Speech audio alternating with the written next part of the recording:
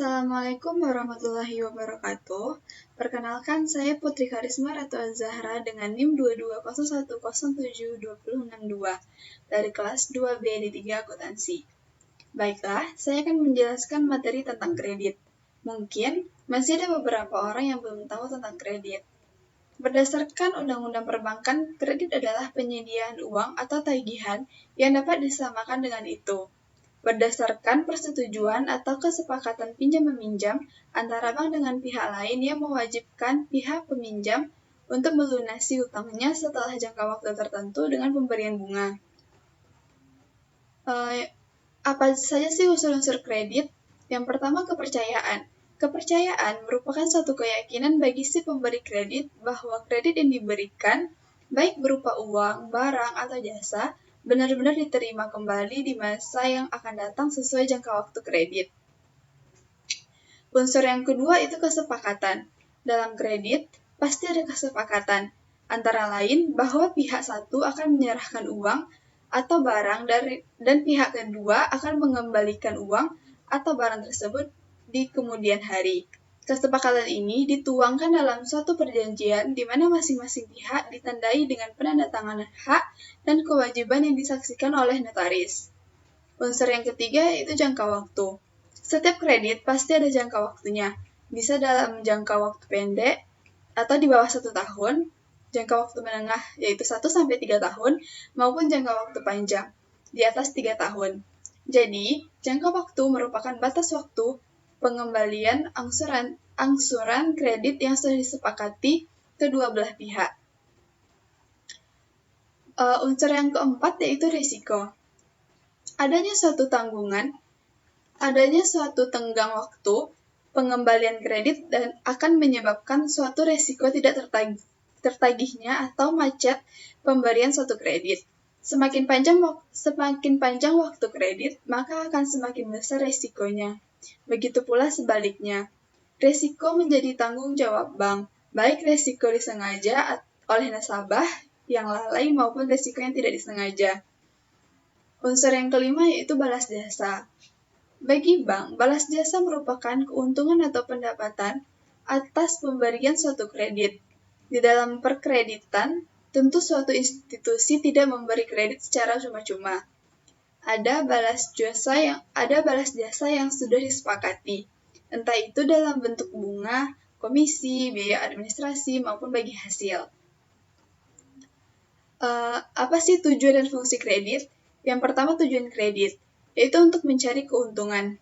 Tujuan utama dari pemberian kredit adalah untuk memperoleh keuntungan. Hasil keuntungan ini diperoleh dalam bentuk bunga yang diterima oleh bank sebagai balas jasa dan biaya administrasi kredit ini dibebankan kepada nasabah. Yang kedua, untuk membantu usaha nasabah. Tujuan ini adalah untuk membantu usaha nasabah yang memerlukan dana, baik dana untuk investasi maupun dana untuk modal kerja. Tujuan yang ketiga itu membantu pemerintah.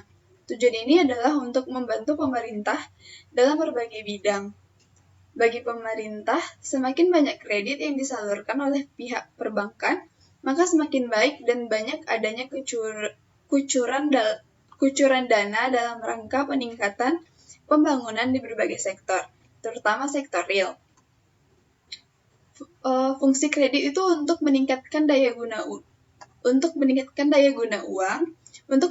peredaran dan lalu lintas uang, untuk meningkatkan daya guna barang, untuk meningkatkan peredaran barang, untuk sebagai alat stabilitas ekonomi, untuk meningkatkan kegairahan berusaha, untuk meningkatkan pemerataan pendapatan, untuk meningkatkan hubungan internasional. Jenis-jenis kredit itu dibagi dua, yaitu dilihat dari segi kegunaan.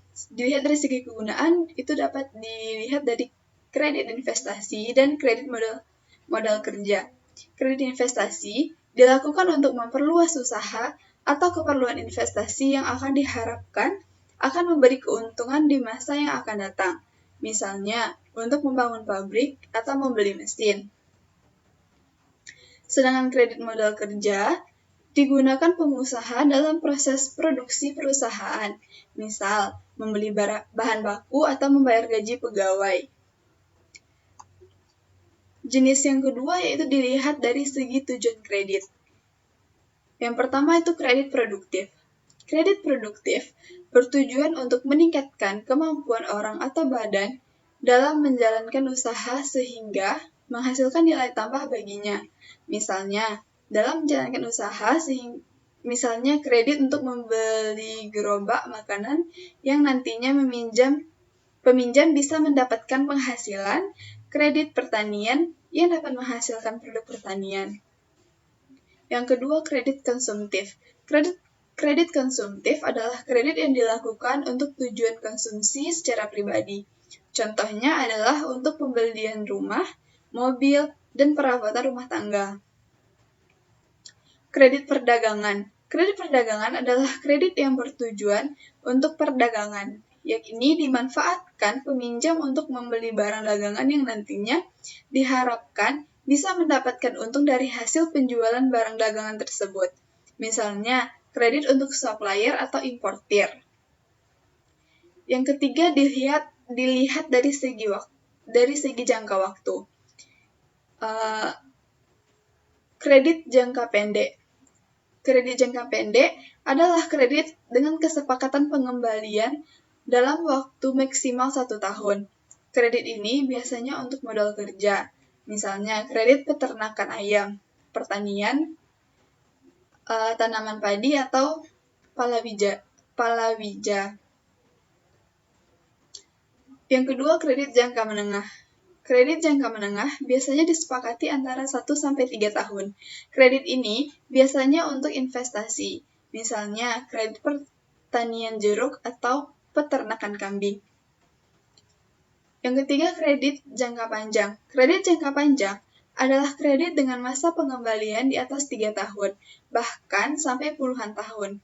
Misalnya, kredit pembelian rumah dan perkebunan karet, kelapa sawit, dan manufaktur. Dilihat dari segi jaminan, itu terbagi dua. Yang pertama, kredit dengan jaminan merupakan kredit yang diberikan dengan satu jaminan. Jaminan ini dapat berbentuk barang berwujud atau tidak berwujud, atau jaminan orang. Yang kedua, kredit tanpa jaminan. Merupakan kredit yang dibebankan tanpa jaminan barang atau orang tertentu. Kredit jenis ini diberikan dengan melihat prospek usaha, karakter serta loyalitas atau nama baik si calon debitur selama berhubungan dengan bank atau pihak lain. Dilihat dari segi sektor usaha, yang pertama yaitu kredit pertanian. Kredit ini digunakan untuk membiayai sektor perkebunan atau pertanian rakyat. Yang kedua, kredit peternakan. Kredit peternakan digunakan pengusaha di sektor peternakan. Biasanya dilakukan dalam jangka waktu pendek, misalnya peternakan ayam. Yang ketiga, kredit industri. Kredit industri biasanya digunakan untuk membiayai industri kecil, menengah, hingga besar. Selanjutnya, kredit pertambangan. Kredit pertambangan yaitu jenis kredit usaha untuk sektor pertambangan, seperti emas, minyak, dan timah. Selanjutnya ada kredit pendidikan. Kredit pendidikan digunakan untuk membangun fasilitas pendidikan, misalnya sekolah atau kredit untuk para mahasiswa dalam melancarkan pendidikannya. Kemudian ada kredit profesi.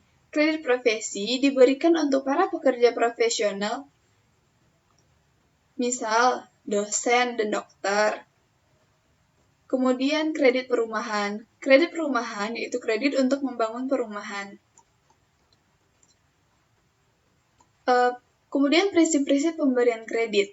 Biasanya penilaian yang umum dan harus dilakukan oleh bank untuk mendapatkan nasabah yang benar-benar layak untuk dilakukan dengan analisis 5C dan 7P. Penilaian dengan analisis 5C adalah sebagai berikut. Pertama, karakter. Merupakan sifat atau watak seseorang. Sifat atau watak dari orang-orang yang akan diberikan kredit benar-benar harus dapat dipercaya. Yang kedua, capacity adalah analisis untuk mengetahui kemampuan nasabah dalam membayar kredit. Yang keempat, kapital. Merupakan kriteria bagi nasabah yang mengajukan kredit usaha. Pihak bank perlu mengetahui modal yang dimiliki sebelum memberikan persetujuan.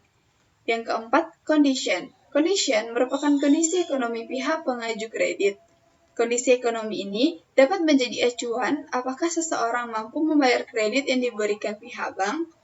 Kondisi ekonomi atau usaha yang kurang stabil akan menjadi pertimbangan untuk memberikan persetujuan kredit.